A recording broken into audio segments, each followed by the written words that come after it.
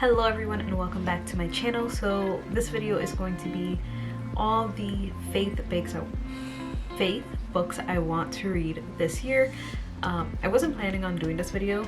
I was just going to include it in my Bible resources for 2023 video, but then I realized this is like 12 books. So I want to share with you the tentative 12 books that I plan on reading this year.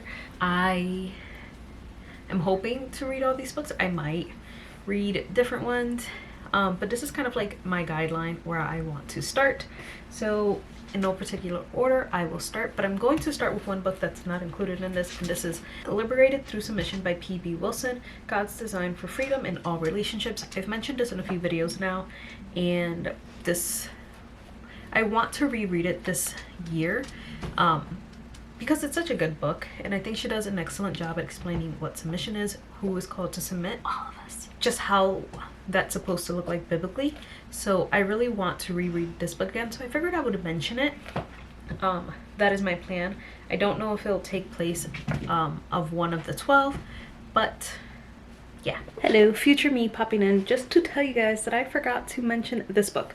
This is Men Are Like Waffles, Women Are Like Spaghetti by Bill and Pam Farrell, and I've mentioned this before maybe, but I haven't read it yet, and I want to. It's one of the books that I really wanted to read, so I'm surprised that I forgot it, but as I was going through my bookshelves I noticed it, and I wanted to mention that you guys know. So I guess I have an extra book to choose from, but the plan is to read at least one faith book a month. So continue. The first book I have here is Fault Lines by Vadi T.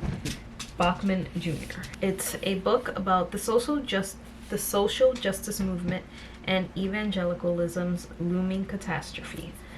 I heard a few people talk about this, and it's talking about social justice, and it says, but what if there's more to the social justice movement than those Christians understand? Even worse, what if they've been doped into preaching ideas that actually oppose the kingdom of God? In this powerful book, Vadi Bachman, a preacher, professor, and culture apologist, explains the sinister worldview behind the social justice movement and critical race theory, revealing how it already has infiltrated some seminaries, leading to internal denominational conflict, canceled careers, and lost livelihoods. Like a fault line, it threatens American culture in general and the evangelical church in particular. Wow, I cannot read today. So I really wanted to read this book. I'm trying to remember who mentioned it first. So at this moment, like, my brain has gone blank. I really do want to read this one, and I think it's an important read. I'm interested to see what he says. So yes, the next book I want to read is Seeking Allah, Finding Jesus, a devout Muslim encounters Christianity by Nabil Qureshi. I'm butchering his name, but I've heard multiple people mention this book. It was on my TBR for last year. I bought it for the year before that, and I haven't read it yet, and I want to. Like, I am dying to read this book. I just hear amazing things. It's not only his testimony, but in Seeking Allah, Finding Jesus, Nabil describes his dramatic journey from Islam to Christianity, complete with friendships, investigations, and supernatural dreams along the way. I can't wait to read this. So probably one of the first ones I read. The next book I have is The Accidental Feminist, Restoring Our Delight in God's Good Design by Courtney Rising. I bought this book, wow, a whole bunch of years ago, and it's very interesting because I bought it during a time where a group of women from church, we were doing a small Bible study about biblical womanhood and like how God designed women and men different, and just different things like that, and how relevant it is to today, and just how much we did not realize why God wanted us to study that, and just learning how naming is so important in the Bible, and how Satan is trying to use names and the naming of things against us. Amazing. This was one of the books my spiritual mama recommended because she was reading it. I remember we discussed a little bit about feminism and how it started, like just different things like that. So I'm interested to see what this author says. It says, although many Christians wouldn't identify themselves as feminists, the reality is that feminist movement has influenced us in a profound way. We unconsciously reflect our culture's ideas related to womanhood rather than what's found in the Bible. And I feel like once you start talking about feminists and the feminism movement, people can get very offended. I'm gonna just leave that there. One of the other books I've been wanting to read is Reflections on the Psalms by C.S. Lewis. I meant to read this last year while we were going through our Psalm journey and did not. So I hope to get to it this year. This is a book I bought a few years ago. It's called Sick of Me by Whitney Capps. Our world is filled with fake facades, from the unrealistic filters used on social media to the holier-than-thou personas seen in certain hypocritical believers. To combat the fake trends, a new trend has emerged, one that fights the facade with transparency and vulnerability. Instead of being filtered or super spiritual, we're told to be real and honest, and rightly so. We should be getting real with each other about our junk. So, just interested in this book. Picked it up a while ago and just haven't read it, so figured I should. The next book is called Peter Jones. It's not called Peter Jones. It's by Peter Jones. It's called The Coming Pagan Utopia: Christian Witness for Tough Times.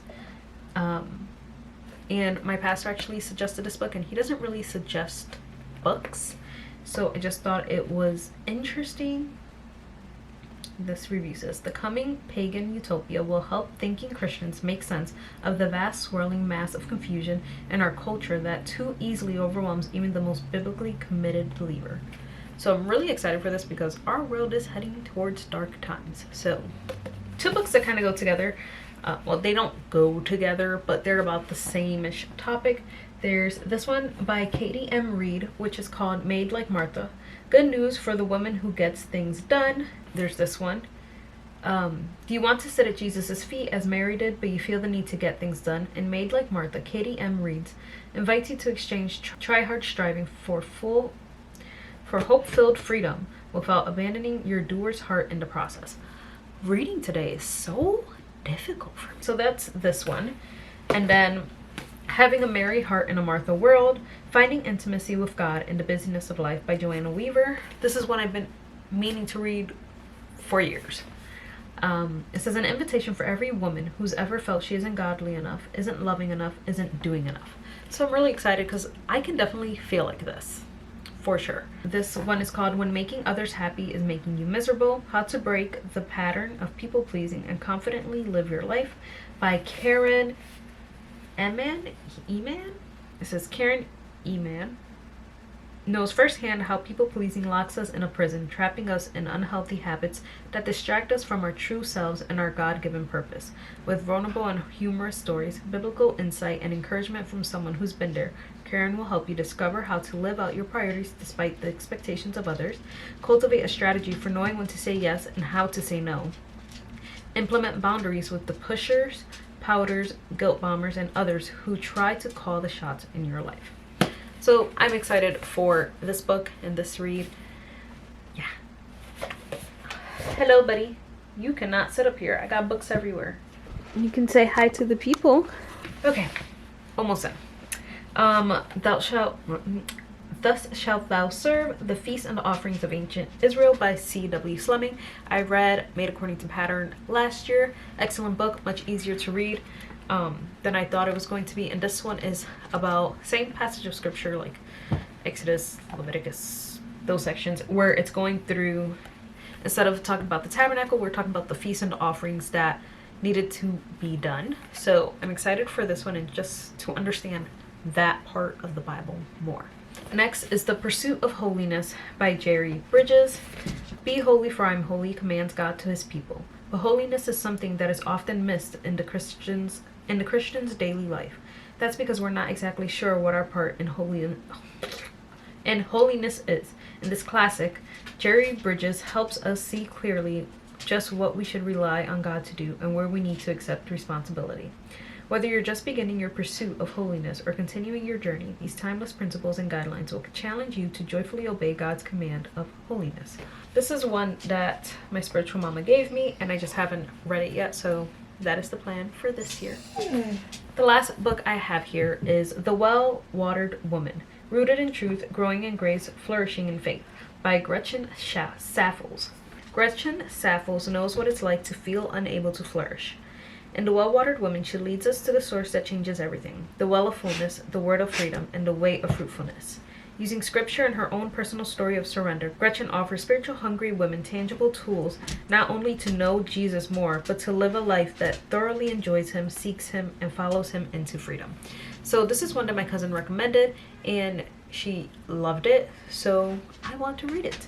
And I will say this book is beautiful. It is a hardcover book. The pages are the most beautiful things ever. And I just love the way it's laid out. I love the paper. I think this book is well made. I'm excited to read this book. And yeah, so those are all the books that I'm hopefully going to be reading this year. All the faith books that I'm going to be reading, hopefully once a month. Yeah, these books for some reason are harder for me to get through than just a normal book for fun. I don't know why. Spiritual warfare. But I hope you guys enjoyed it. Hope you guys found some recommendations. If you guys have read any of these books, let me know what you thought of it. And yeah, I'm super excited to read more this year and to enjoy reading and to enjoy what I'm reading more. So I hope you guys enjoyed this video, and I will see you guys in my next one.